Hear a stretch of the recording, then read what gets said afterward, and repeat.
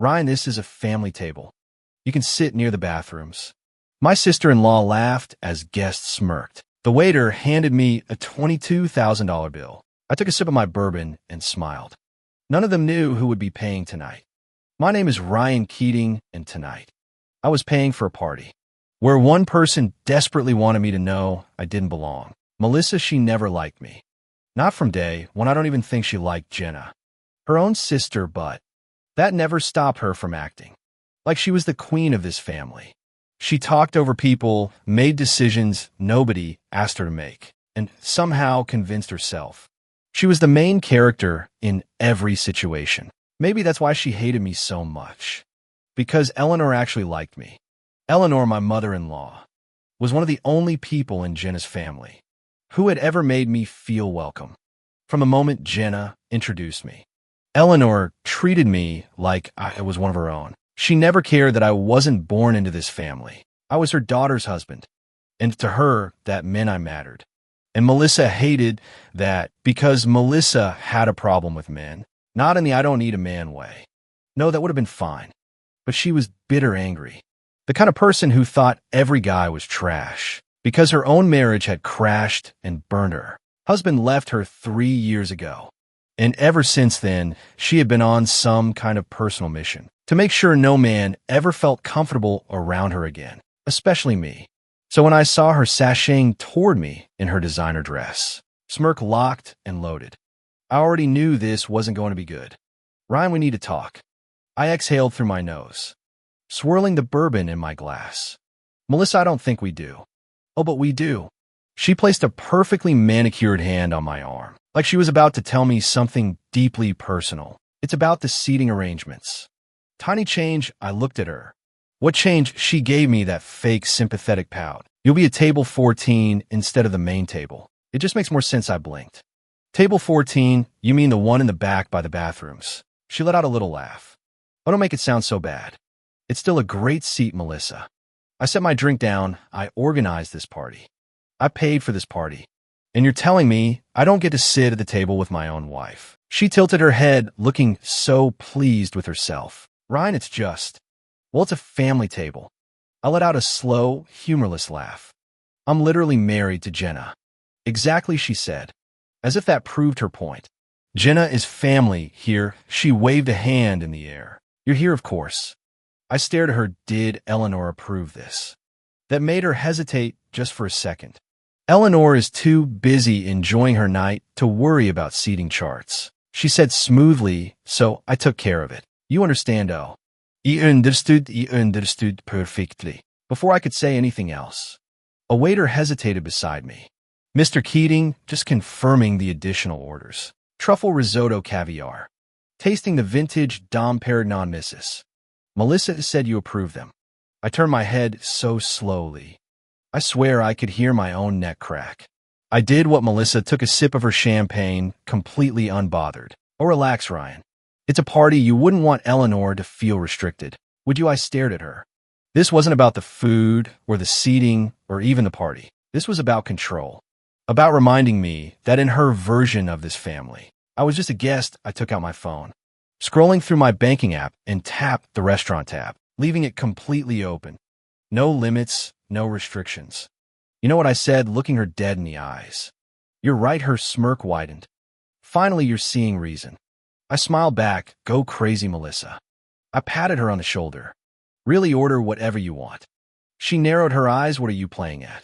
I finished my drink and set the glass down with a quiet clink. Nothing, and then I walked away. Melissa thought she had one. By the end of the night, she'd be the one paying for it. I walked away from Melissa, feeling her eyes burning into my back. I didn't have to turn around to know that she was fuming, probably already plotting whatever petty little move she thought would put me in my place. Literally, I wasn't playing defense anymore. I headed straight for Jenna, who was laughing with Eleanor near the head table. The second Eleanor spotted me. Her face lit up. Ryan, darling. Come here. She reached for my hand, squeezing it warmly. I was just telling Jenna how perfect everything is tonight. You really outdid yourself.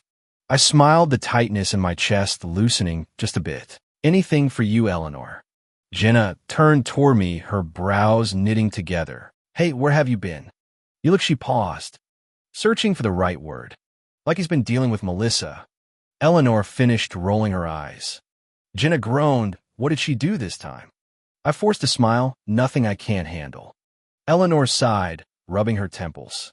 I swear that girl thrives on making everyone miserable. You know, she actually tried to tell me I should sit at the second table because, and I quote, the younger generation should take the spotlight. Jenna's jaw dropped. She what?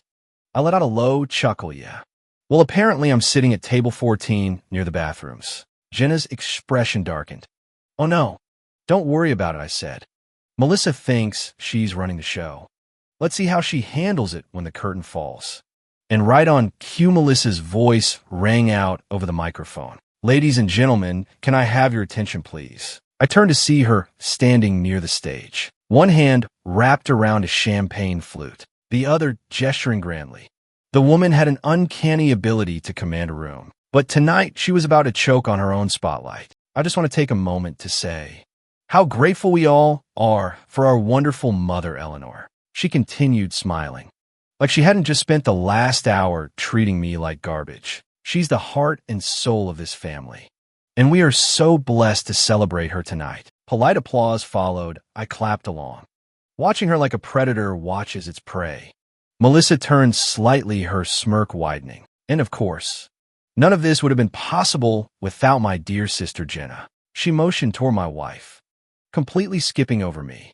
Jenna worked so hard to make sure this night was perfect. A murmur rippled through the crowd. A few people glanced in my direction.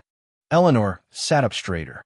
Melissa, she said, her tone sharp. Ryan planned and paid for this event. Melissa let out a soft laugh, pretending not to hear, and of course, we all chipped in a little here and there to make this magical. I smiled to myself. Oh, this was going to be fun. The waiter from earlier stepped onto the stage, carrying a sleek black folder.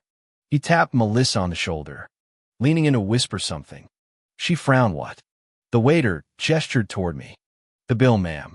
Mr. Keating instructed us to bring it directly to the person who placed the additional orders. Melissa's smile twitched. Excuse me. The waiter politely held out the folder.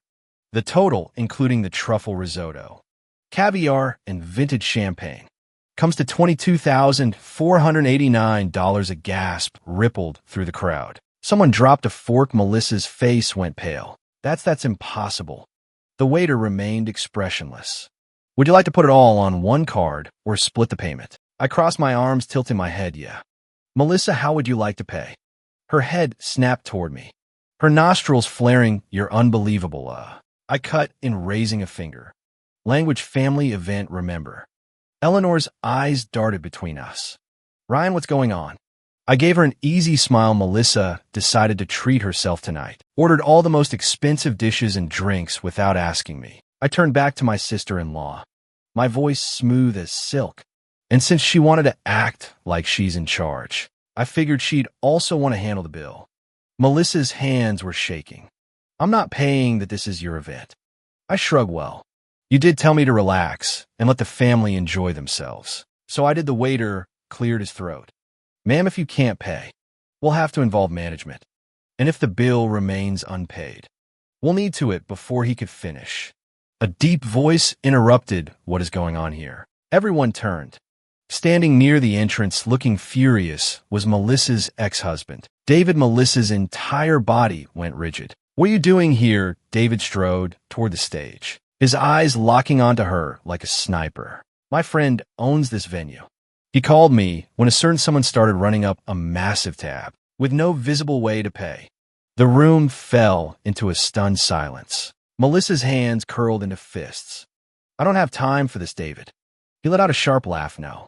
You never had time for anything but yourself. He turned to Eleanor. I'm sorry to interrupt, but I think everyone here deserves to know exactly what kind of person Melissa is. Melissa's jaw clenched. Don't you dare. David ignored her. Melissa has spent years living off other people's money. Mine, our parents. Anyone who'd let her, she doesn't contribute. She takes, and the second someone stops letting her leech off them, she turns nasty. The guests started murmuring. A few exchanged awkward glances. Melissa's voice wavered. David, stop. Didn't she spend our entire marriage acting like she was above me, above everyone, and now she's sitting here trying to humiliate Ryan while making him pay for everything. He scoffed. Sounds about right. Melissa looked murderous. You don't know what you're talking about. David smirked. Don't I? And then security walked in. Excuse me, ma'am. One of the guards said. We've been informed there's an issue with the bill. Melissa let out a strangled noise. This is a mistake. The guards didn't care. Would you like to handle this discreetly? Or should we call the authorities? Silence. Cold. Perfect, humiliating silence. Melissa looked around, desperate for someone to step in. But no one did, not even Eleanor. Not even Jenna, and especially not me. I just stood there watching, as the self-proclaimed queen of the family finally fell from her throne. Melissa was cornered. The security guards stood firm, their expressions neutral but unwavering. The waiter still held the bill.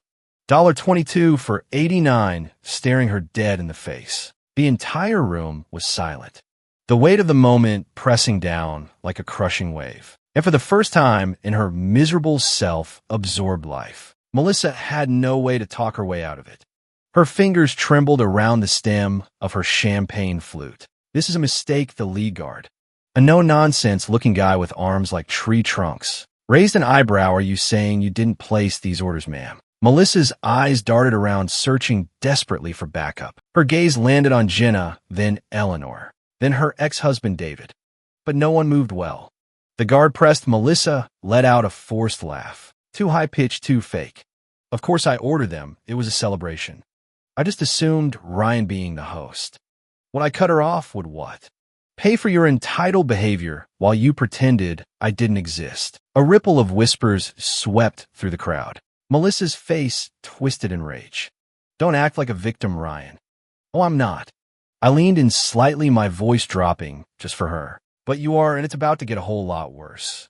That's when the front doors of the banquet hall burst open. 2 uniformed police officers walked in. Scanning the room, the murmur of voices grew louder. Guests shifted uncomfortably, some already pulling out their phones.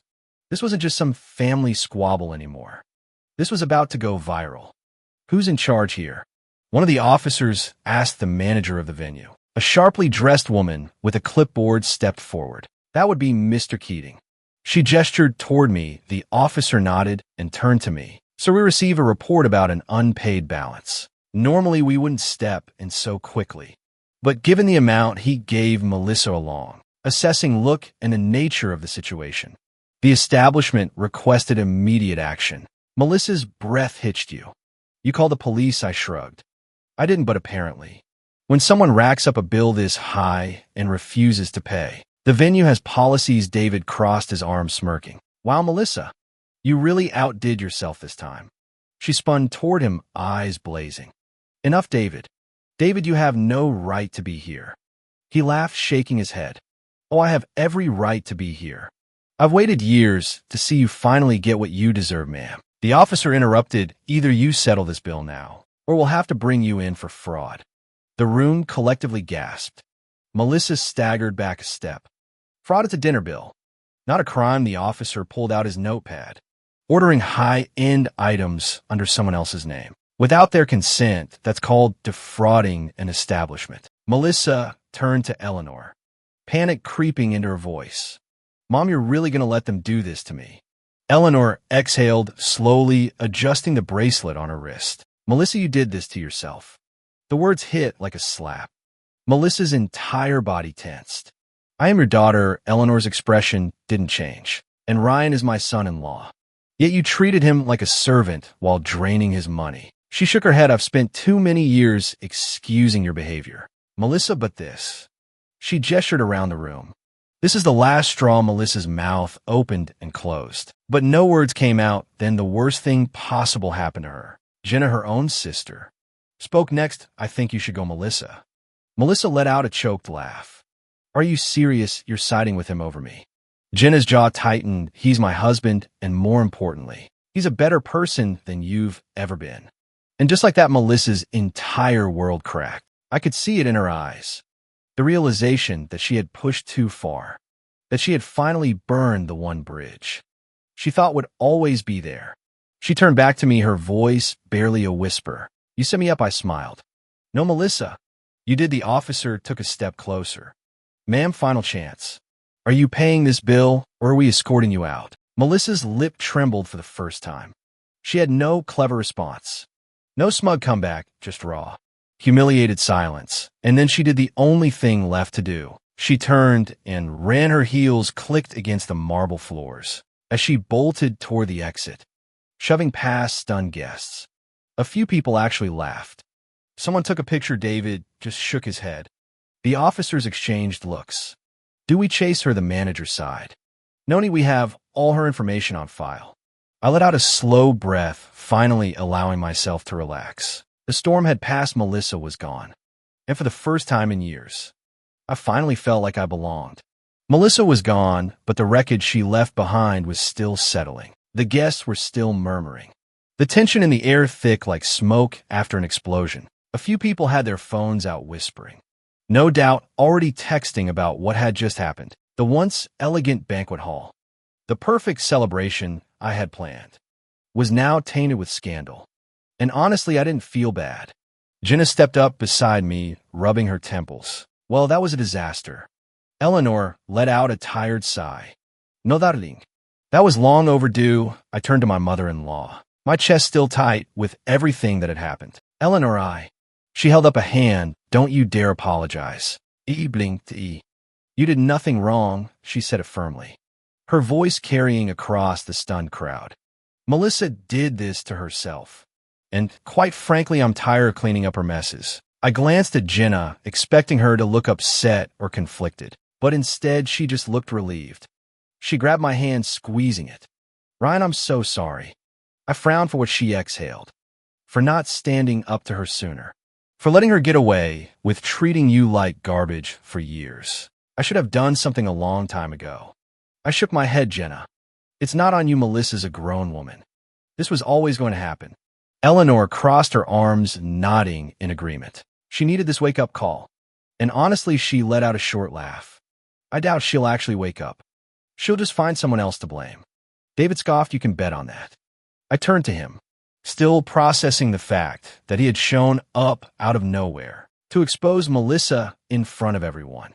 Why did you come anyway? David shrugged. Like I said, my buddy owns this place. When he told me some woman was racking up a massive bill under someone else's name, I knew it had to be her. Jenna rubbed her face. Jesus, it's like she's allergic to taking responsibility. She always has been, Eleanor said flatly.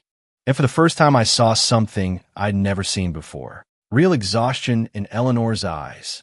Not the kind that comes from a long night, but the kind that builds up over years, decades. Melissa had drained her too. She just never wanted to admit it. The next morning, the fallout officially began. It started with the phone calls. First, Melissa tried calling Eleanor 7 times. Then she tried Jenna. Then she even tried me. No one answered. Then came the text from Melissa. You've ruined my life. From Melissa again. You think you're so smart. You just turned the whole family against me. From Melissa 2 hours later. I hope you're happy. I was. But it got worse by noon. Social media was already eating her alive. Someone had recorded the entire scene at the banquet. The moment the police showed up. The bill being presented. The way Melissa turned tail and ran like a guilty criminal. By the afternoon, it was everywhere. Facebook, Instagram, even TikTok. Rich lady tries to dine and dash at her own mother's birthday party. Woman humiliated after getting caught in $22,000 restaurant scam. When you think you're the main character. But karma has other plans. It was brutal and I loved it. By the time dinner rolled around, the final nail in Melissa's coffin dropped. David texted Jenna. She got fired. Actually laughed out loud. Wait, what? Jenna stared at her phone in shock. David says someone at her company saw the video. They called her in this morning and basically told her she was a PR nightmare. Eleanor just sipped her tea good. And that's when I realized Melissa was done. Not just embarrassed, not just humiliated. Her whole life was unraveling. No job, no support. And for the first time, no family left to bail her out. And she had no one to blame but herself. Melissa had always believed she was untouchable, that no matter how badly she behaved, someone, our in-laws, Her colleagues or mother would always be there to pick up the pieces. But now, she was completely alone. No job, no husband.